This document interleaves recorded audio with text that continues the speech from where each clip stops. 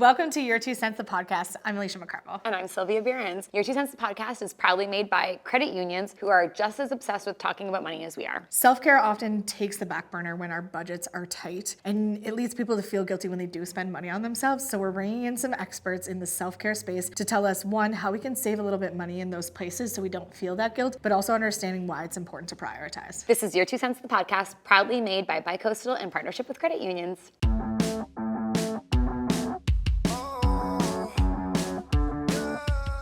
But I do want to take it to you because I think that in the same way that tools collect dust and clothes collect dust that you don't feel good on, I know so many people who have invested in gym memberships, then they haven't used them, then they think that it's like, I'm never doing that again, I've invested, I never used it, or it didn't do anything for me, I didn't see instant results. I'm someone who, I was active, I danced my whole life, went to university, stopped doing that, kind of dabbled in the gym, had no idea what I was doing, I followed along on whatever, and it was also like early days of the internet, maybe even before, not to age myself, but there was nothing. There was no videos for us to watch. There was no way to do it. I never exercised like a boy, I used to say. And then my husband, who was an athlete, we would do workouts together. I was like, I'm not working out like you. You're huge, and I don't like what's. I'm not gonna ever go play hockey. Like I don't need to exercise like you. And then I started doing Evolve workouts. I do during the pandemic. Evolve at home was like my lifeline, and I started exercising using weights and strength training. And for me, and now it's the only way that I exercise is by doing things like that. And I saw such a shift in my confidence and my mental health and my sleep and all these other areas that all the other things that I've been doing, I never fully committed to them because it was fine, but I just never saw like the long-term gain in it. Now anyone who comes to me, I'm like, go invest in a gym membership, like a gym that is gonna do the things that you need it to do for you really, but think about the kind of exercise. I do think there's a really, really big stigma because it's not a cheap thing to do. It is an investment in yourself and your longevity and all those things. Like over the course of time, it's such an important investment, but I really think that it's something that people go, like, I don't need that, I can figure it out on my own. What do you say to people who are hesitant about spending on a gym membership and how can they overcome that? Yeah, there's a lot to this question. You have 30 seconds. The messaging is getting better for sure about there are no female-specific workouts or male-specific workouts. I mean, other than the pelvic floor stuff, that would be a little bit different. And Alicia, I think you've done a great job of that as well. You work out with your husband, right? So that is a huge one. And we have way more. I always joke that it takes 1 to 5 years to get the husband to come in after the wife joins. And if they join, one just joined after 7 years. And I say, well, he didn't make the cut. And sometimes, but they're joining more right away together. We offer a 6 weeks for $1 program in the gym. It's like our intro. And it's like no risk, right? So why not bring your friends, family, coworkers, all of that stuff and increase the accountability. It would be, and again, we see people come in the door thinking that they need this X result in this unrealistic time frame. Yeah. So when we get them in the door, then we shift our messaging we get them in the door 6 weeks for $1. Then we shift our messaging to, this is the long game. And we do own a health clinic now, Evolve Integrated Health. We created health and fitness assessment based on longevity, based on grip strength and blood pressure and mobility and strength and all of these things that correlate to living a longer, healthier life. I don't know if anybody read Peter Attia's Outlive book, but it's talks a lot about longevity and VO2 max is part of that as well. And it's just getting people thinking about different things. And they do a sleep questionnaire, they do a stress questionnaire as well. That's so like now reverse engineering. Where do you want to be when you're 90 and work backwards from that? Yeah, and it's you don't, what is the saying? You don't manage what you don't measure. So they used to just come and be like, okay, really all we were measuring, how many workouts did you do, right? Are you here? Is your attendance good? But now we're measuring things that actually matter. And they can get more data points. And it's like, okay, great, you didn't reach X result that you thought you were going to reach in the unrealistic amount of time, 2 weeks. People would quit after 2 weeks because, they didn't lose 5 pounds. Yeah, and so much deeper than that. Exactly, and I just wrote a big email about that and it said, I only lost 5 pounds. But I said, are you a role model for your kids now? Are you more productive at work? Are you happier? Do you have more energy? Is your mood better? I mean, I have a list of non-scale victories that I keep and I help clients, and there's 35 things. And I send that to my email list 3 times a year just to be just remember, these are all the things that matter. So it's, again, instant gratification. We all know that that's a thing, and it's trying to shift that mindset with them. And there are barriers financially. Evolve is expensive in person. There are ways, I would say, how many followers do you have on Instagram? 1.2 million. How many DMs do you get in the run of a day? Probably a couple thousand. Yeah, and you answer some. Oh yeah, I can answer some, yeah. we have unprecedented access to experts right now, I would say. My strategy for people is you can get questions answered for free. Like we have to be a better consumer. We have to stop using our emotional brain that sees, I joke, I would say like your sister-in-law who's making a commission on the latest like, diet product or whatever. They're probably not the best source of health information that you have, but you could follow 100 dietitians, the most famous dietitians and PhDs, and just copy and paste the same question if you have a question about something related to nutrition. And one of them will answer, because Alicia answers and she has 1.2 million followers. They can't answer them all, but one of them will answer. So then you go on YouTube and then you go, and I say, ask me. Like I only have 10,000 followers, so I'm going to answer everyone. I can point you in the right direction. I can show you who's like a reputable person to follow, like Precision Nutrition, Examine.com. Like these are very great websites that have really like habit-based, evidence-based things, rather than, again, making that emotional decision to buy the product that is definitely not going to work. Like ketones. Like I joke about ketones all the time. Like 5 years ago, that was everywhere, and now I haven't had somebody talk about ketones. It's just a fad that's going to come and go. So we know that strength training works. We know that working on your stress and your sleep and all of that stuff works. We know that taking more steps and active lifestyle works. So how do we? I don't think I'm really directly answering your question, but it's how do we? Totally did. How do we like shift people into the long-term horizon and realize? And the book, where I was going with the book was, it's like health span versus lifespan. Yeah. We are living longer than ever, but we're not healthier longer than ever. Yeah. And we're just being, modern medicine is keeping us alive, right? So you don't want to increase the number of years in your life. You want to increase the number of healthy years in your life. That's cool. And you can do that through, again, regular exercise, nutrition, sleep, stress. I mean, happiness is important too. If you're not happy, if you hate going to the gym, then you're not going to do it, right? Totally. So you have to figure out what the program is that works for you. You do have to strength train even if you don't like it, but try to find something that is somewhat enjoyable, because that's the only way to build muscle and reduce bone loss. But I see it all the time, but we have Evolve at Home, which is a affordable program. But there's just, like I said, there's unprecedented free stuff. Alex Hormozi, I've never met the guy. I have learned more from his free YouTube page about business than the $100,000 to $200,000 I have spent on business coaching. Hopefully, none of my business coaches will ever watch this. But he's just providing free value. And there are people out there for workouts. There's people out there for nutrition. There's people out there for sleep. There's people out there for stress. It's just hard to put together. So it's like finding, if you have a partner that's on board, that's the ultimate accountability, right? I now strength train with my husband every single morning. That is something that we do together every single day. It's that time that we dedicate together, that it's the accountability, it's fun, you're getting stronger.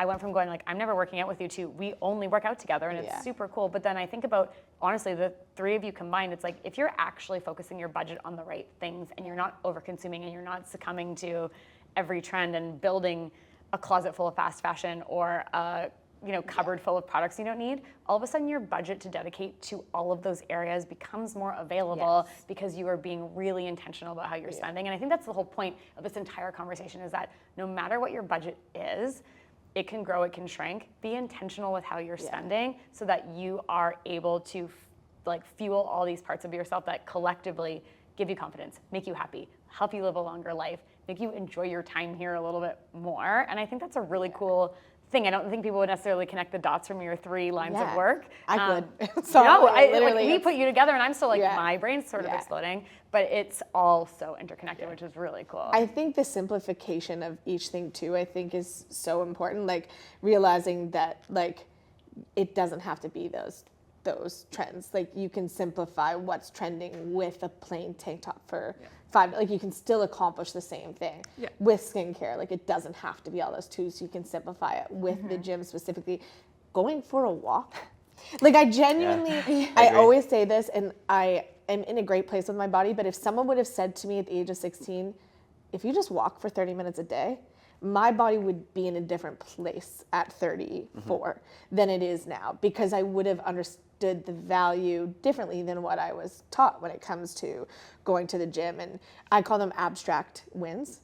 And I see abstract wins in everything. And in my mind, an abstract win from finding those pieces is confidence. An abstract win for my skincare is taking time for myself. An abstract win for moving my body is longer time with my nephew. And that's where I see my value. So being able to simplify it, but also finding those abstract things that make the money that you're spending on them more value. And we talked about this yesterday. Everybody's value and the way they see value is so different, but finding out your why for each specific thing is such a big deal. And I could sit here and talk I wish about I had this like I know. Yeah. 10, 15, 20 years ago, even now. Like, I used to be the consumer of everything because I lived in Toronto at a very young age and fashion was my life, and I would buy everything, wear it once, and that's it. I'm like an outfit repeater to the max now. I love repeating my outfits. If you see me in the same outfit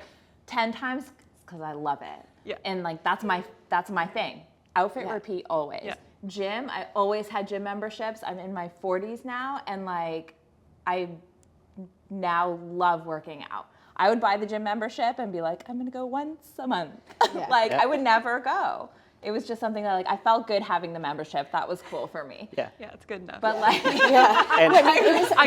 I worked in fitness, it was something like 19% of people who purchased this specific company's gym membership were never coming back. We're buying the membership And then never came back. never came back. Well, I it's was not, that person. and you didn't say the company, and I know the company, but it's all big spot gyms. Yes, That's the stats. It's just it's different. It was very much small scale. What do you want to accomplish in this period of time, instead of let's realize that like we're playing the long term game, which is exactly what each and every one of you are playing. Essentially, we're looking for pieces that have longevity. We're looking for skincare that we can use forever. We're looking for movement that can be consistent in our life, and then the money you spend on it doesn't seem so frivolous because it is something, and we've kind of created those habits ourselves. Like when I look at when I looked at clothing for the longest time, I was like, I can't buy that because I'm only going to wear that once. And now I'm like, oh, how many times can I wear this? I Like, have an outfit how now many in my times can I phone. wear this? I And- literally now I'm like, you're cute today. I take a picture and I put it in my phone so that I can repeat Yes, it again. right. Because sometimes I'm just like creative genius in my closet. And I'm like, I don't even know how I just did that. But I'm now taking a picture because you better believe I'm wearing that outfit again. Because people have even said to me, because I also, because I love thrifting, the things that I have in my closet now have the longevity to stay there. So they'll be like, you have an outfit for everything. I've never seen you in the same thing twice. And that used to be a badge of honor for me to be like, yeah, you have not seen me in the same thing twice. But now if I need to put something on that I know I only need to wear once, I'll rent it.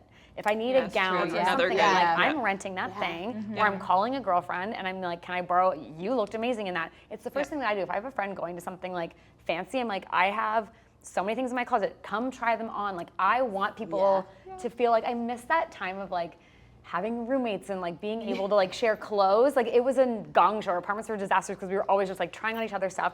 It kind of goes away with when my you become- mom. Me with my mom now. I'm like, put me on FaceTime. What do you have in your closet? Or if I donate anything, I'm like, do you want to come over and see this before I send it? And do a clothing swap with your friends. Like my mom has been doing clothing swaps with her friends forever. They literally eventize it and they all bring their favorite things. They put rolling racks out. They make food.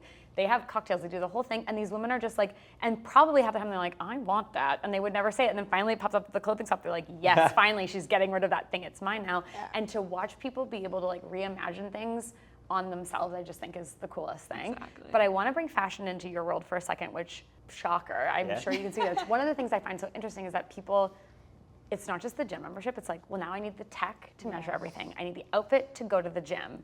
I actually don't even wear tech anymore when I work out because I'm like, I've built a habit where I'm okay not doing it. And honestly, I hate the buzzing of the device that's like reminding me that you have an email or you have a text. I actually work out to clear my head. So I've now subscribed to like, I have shorts in my wardrobe for the gym that I've had for 10 years. I'm not wearing them out particularly quickly, so I don't really care what I wear to the gym, even though I love fashion. But like, do you find that that's a barrier sometimes? Like people need to feel like they need to show up head to toe looking like they're ready to be on a runway instead of exercising? Sure. I would say, I mean, we've been in business for 15 years. Yeah. There are places that I would feel uncomfortable going because I wear country music shirts and Evolve shirts, like that's all I wear. So Evolve is pretty lucky in that in general we have created an environment that people feel very comfortable. Awesome. But if you've never exercised before, you have to get some exercise clothes. Yeah. So we do get emails every now and then, and I do tell them to go to Frenchies and things like that and go find something that's comfortable. Yeah. But I get where you're coming from. I feel lucky that we are in a position now that it is not really a barrier. But there are places definitely like there's fitness trends too, right? So and a lot of it is expensive clothing. So Guilty. it's there.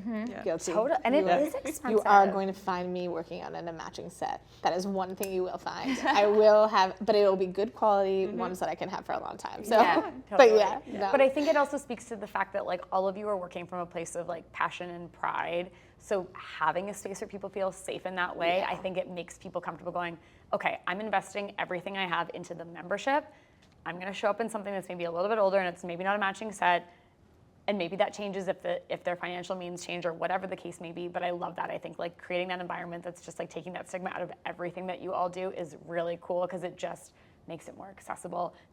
You're not going to get that in a big box store. You're not going to get that in a big box gym. Like that just doesn't exist. So I think that's a really cool thing that like, it's a great reason to support local businesses because that touch is there on top of it. Like you actually care about the people walking through your door or shopping with you is so different. That's why I love small business so much is you're always going to find a small business owner saying, if we don't work for you, I know someone who does. And I just think that just shows how passionate and how much you care about the avenue that you're in specifically. Adulting can be really hard, especially if you're just starting out. Credit unions are there to help every step of the way as you navigate student loans, lines of credit, making a budget, and so much more. You know, talking about money can feel scary, but credit unions are there to make sure adulting feels a little less hard. Credit unions are the proud sponsor of Your 2 Cents, the podcast, because they love talking about money just as much as we do. So in all of these conversations, we're talking about like, how do we actually prioritize these things? One of the things that I think is really cool is I'm a budget nerd. I always joke that my first tattoo will be .xls because I have a spreadsheet for everything. She really is. Such a spreadsheet nerd. Yeah. But I love that. I don't have one yet, but I will also share this with the group when it finally happens. But I think one really cool thing that you can do is when you're creating your budget for your life is to add in these line items as if they were as important as all of the other things that are essentials in your life, and literally call your bank and say, can you set up a new savings account for me? And every month say, like, even if it's like $10, throw money in that bank account, because then when it's time to invest in some skincare, put some things in your wardrobe that you need to, round out your collection, pay for that gym membership, the money's already there. You've actually moved it into that account for that specifically. And then you're going, I'm not feeling like I'm being indulgent. I actually planned for this. And I just think it's a really cool way of like battling that idea that you're like draining your account for something. No, you're draining your self-care account for things that you've already been thinking about. Yeah.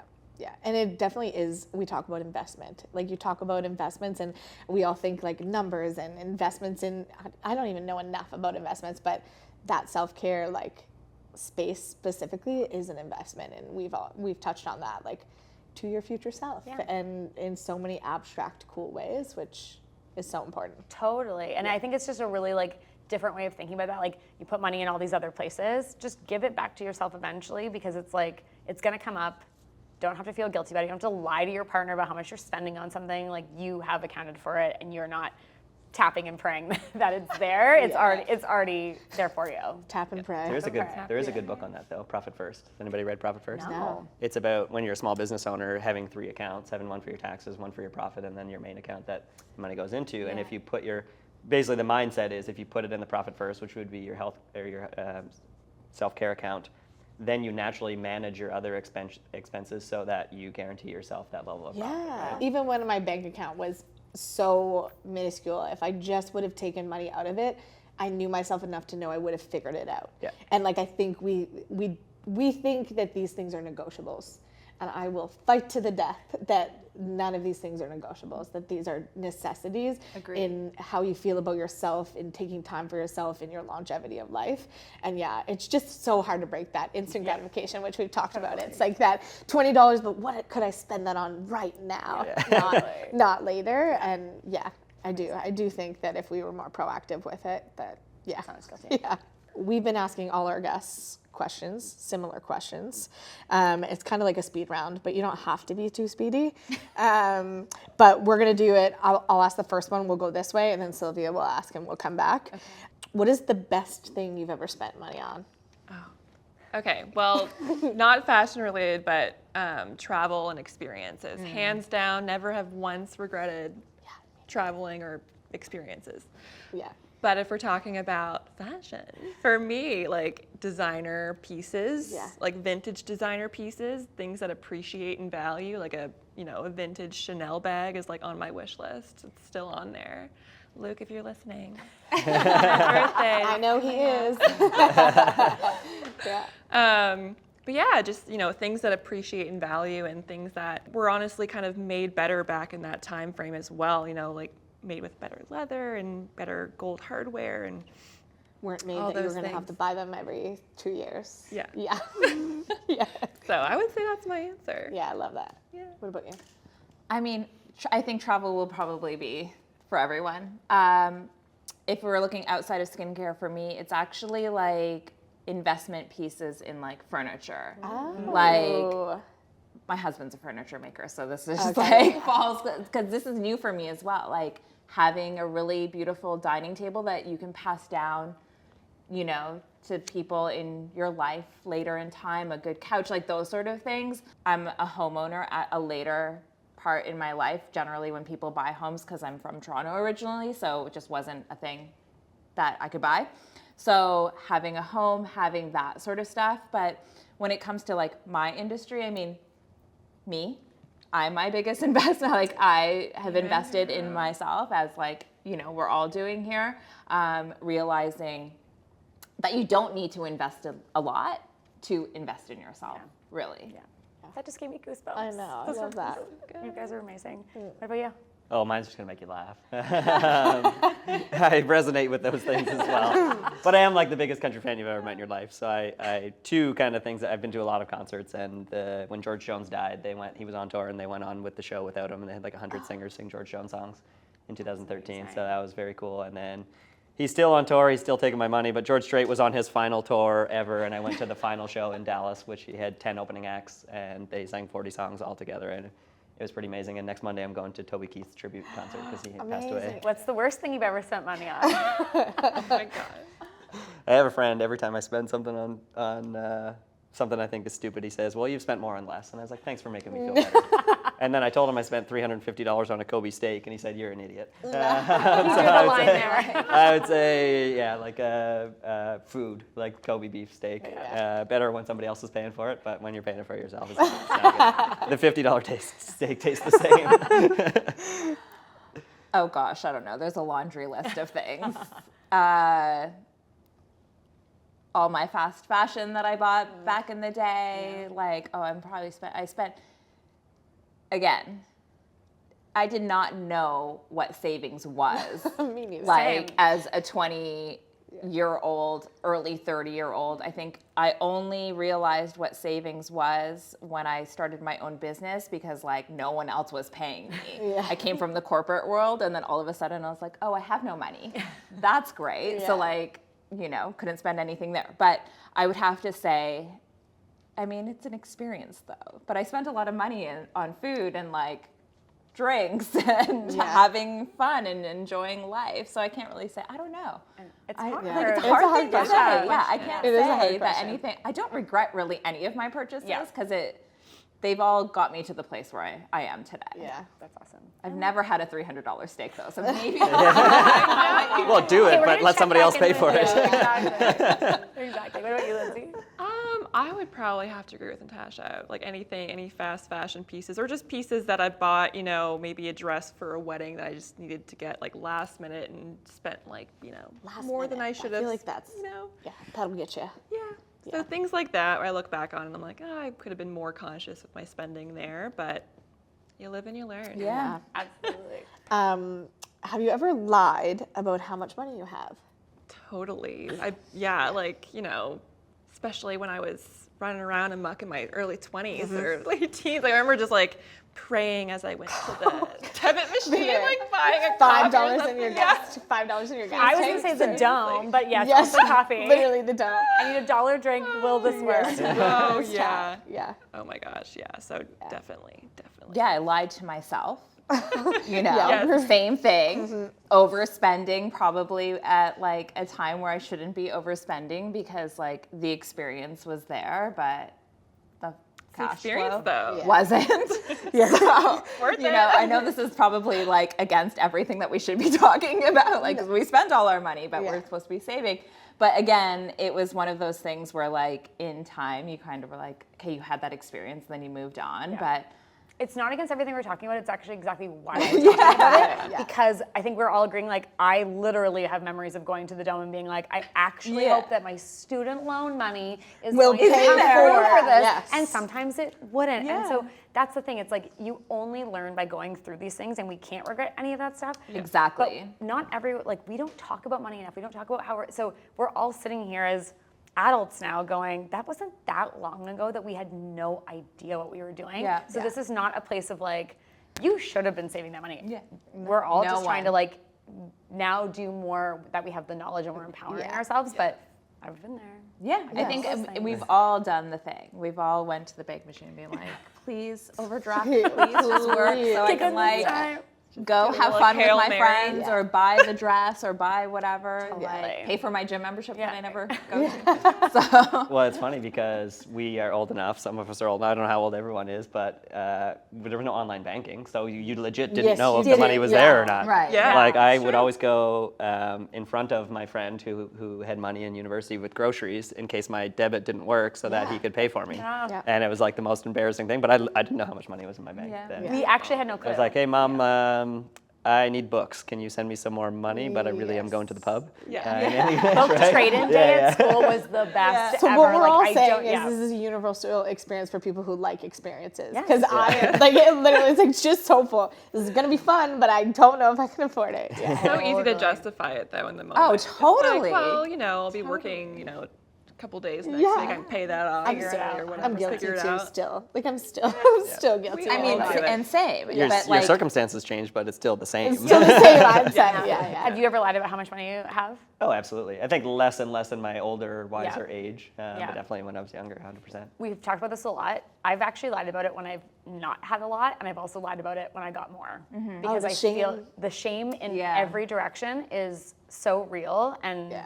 people like to think of you in a certain way sometimes. And when you are above or below how they envision you Right. out in the world, it's really hard to reconcile that in your brain. So I've caught myself lying about judgment. like, oh, you have a new car, and you're like, oh, but like I blah, blah, Yes. whatever Yeah. answer, and it's like, no, I just have. The I answer is have yes, a new I do. car. Yeah. Yep, I feel that. I think as your business grows and you become more successful, people's eyes are a little bit more open on you. And I mean, I've received some hate and I show nothing online. Like literally, I don't wear designer things.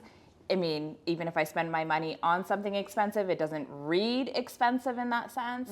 But, people have commented on like things that I'm wearing and like, but I mean, I work really hard. I work every single day. It is really funny, and like I experiencing that stuff too, and it's one of those things that's like, no, I deserve this because I worked very hard for it. But it's also just we live in a world where people want to feel like they can relate to you, and sometimes those things feel unrelatable Right. because Yeah. others can't afford them.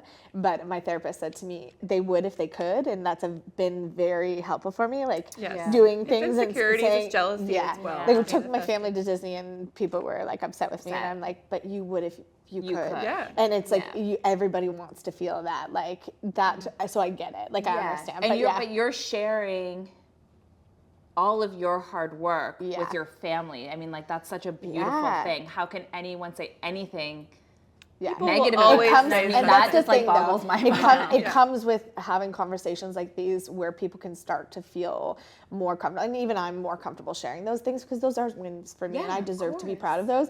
And I also we both agree that having these conversations and talking about money makes it easier so that people can be making more money and having more experiences, asking for what they deserve in certain situations, spending the money on things that are an investment in themselves. I think that also you could do a whole episode on why a therapist is a good investment. Yeah, Totally. yeah, oh yeah. Yeah, That just goes without Absolutely. saying. Yeah. Absolutely. And also that's why the small business owners are so great, and it's because generally we all started with nothing because we were really passionate about something. So when you do have success, generally you do good things with it. Yes. And you're still going to get hate no matter what, and Right. it just happens. But I was at a conference or something and they were talking about it, and I had a real life interaction that was relevant. It was, the multimillionaires and the billionaires that are self-made are usually really good at giving their time and giving money and things like that and giving back. And if they weren't self-made, No, it's family very money obvious. or something like that. Yeah, it is very obvious in Yeah. some spaces. Yeah, and I was Yeah. at a restaurant in Mexico and I saw the guy Andy Frisella, who's the 75 Hard guy, And I was like, I'm not going to disturb him with his wife, but we actually like cross paths, like going to the bathroom, and I stop at him, and I was like, you know, I like I don't love all of his stuff, but I like some of his stuff. Yeah. And he sat there and talked to me and shook my hand and asked me questions, asked me my name 3 times. Like, it was just the coolest thing. Yeah.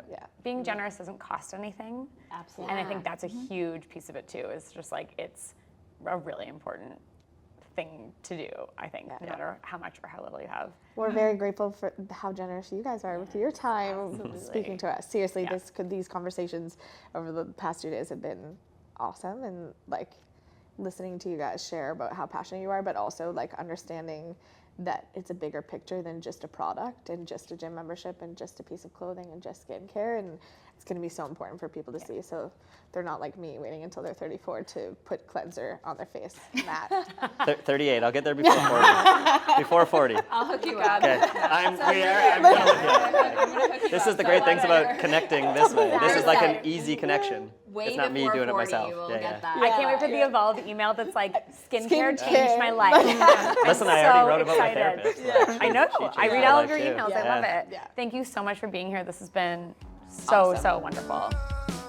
Natasha, Matt, and Lindsay all taught us the importance of integrating self-care into your daily lives and how to try and do it in a way that is actually like exciting and good for you and contributing to your mental health and your physical health and all those wonderful things, and eliminating that self-doubt and judgment. It is such an important thing to prioritize, and we definitely learned that people put value in different things. And I really loved the tip about this self-care account, having a space to put your money there so that you feel a little bit less guilty when you do spend it. I love that so much. That tip came from our friends at the credit unions. Another reason why I love them. This is Your 2 Cents, the podcast, proudly made with iHeartRadio and Bicoastal in partnership with the credit unions.